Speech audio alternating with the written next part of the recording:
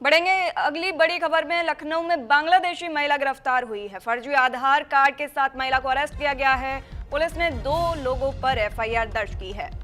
Uttar Pradesh ATS ने राजधानी लखनऊ में अवैध रूप से रह रही एक बांग्लादेशी महिला को गिरफ्तार किया है। महिला पर आरोप है कि महिला फर्जी भारतीय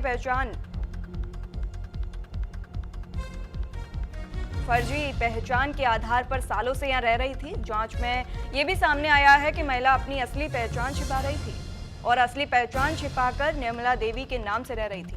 उसने भारतीय नागरिक साबित करने के लिए आधार कार्ड, पैन, वोटर आईडी, आय और निवास प्रमाण पत्र समेत सभी दस्तावेज भी बनवा लिए थे।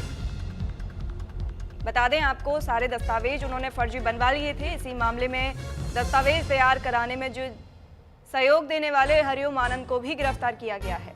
दोनों के पास से बड़ी मात्रा में फर्जी दस्तावेज व इलेक्ट्रॉनिक उपकरण भी बरामद हुए हैं।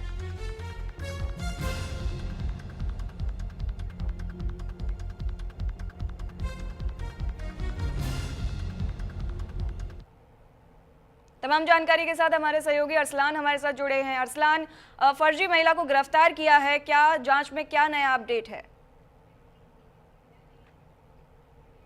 जी बिल्कुल, देखिए यूपी एटीएस ने इसकी गिरफ्तारी लखनऊ के ठाकुरगंज इलाके से करी है। अगर इसके बैकग्राउंडर की बात करी जाए, यानी इसके इतिहास की बात करी जाए, तो वर्ष 2006 में काम की तलाश में बांग्लादेश से ये महिला भारत आई थी। पहले ये पश्चिम बंगाल पहुंची थी और अपने पति के साथ आई थी, अकेले नहीं आई थी। लेकिन कुछ समय पश्चिम बंगाल में रहने के बाद जब इसका अपने पति से विवाद हो गया तो दोनों के रास्ते अलग हो गए और ये वहां से बलिया पहुंच गई।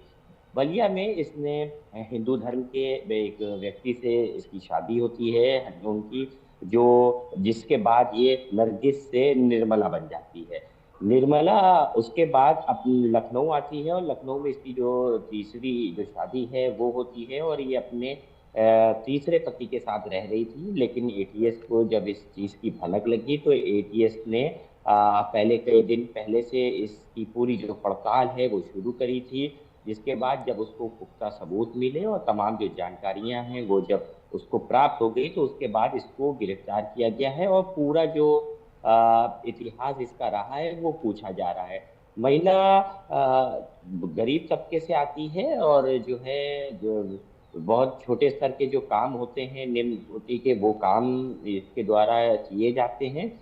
और इसका जो पति है वो भी कहीं ना कहीं जो गरीब तबका है वहीं से आता है। वर्ष 2006 में ये भारत आई थी और पश्चिम बंगाल के रास्ते आई थी। तमाम फिर जो डॉक्यूमेंट्स इनके थे वो इन्होंने यहाँ तैयार किए। इनके पति जो थे हरिओम, जिनसे इनकी शादी हुई थी और जिनके जरिए ये मुस्लिम धर्म से हिंदू धर्म में कन्वर्ट हुई थी, तो वो भी कहीं ना कहीं इस पूरे मामले में आरोपी हैं और रडार पर हैं।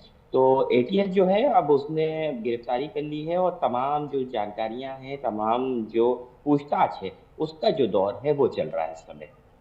जी, इतने सालों से यहाँ पर फर्जी तरीके से रह रही हैं, तो क्या किसी को अभी तक कोई शक नहीं हुआ?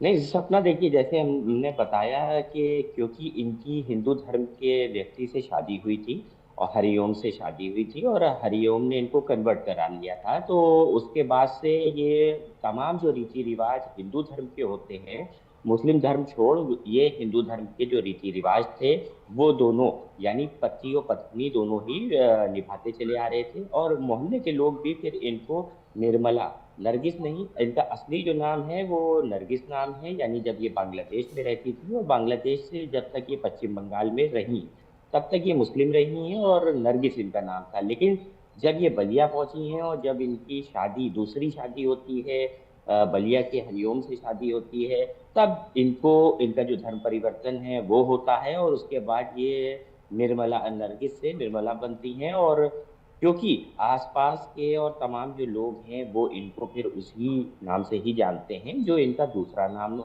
बन गया था, शादी के बाद जो नाम बदल दिया गया था। और छोटे मोटे जो काम है घर घर और वहाँ जा जाकर करने के, तो उस तरीके के जो तमाम काम हैं वो किए जा रहे थे इनके द्वारा, तो लोग भी इनको उसी उससे जान रहे थे।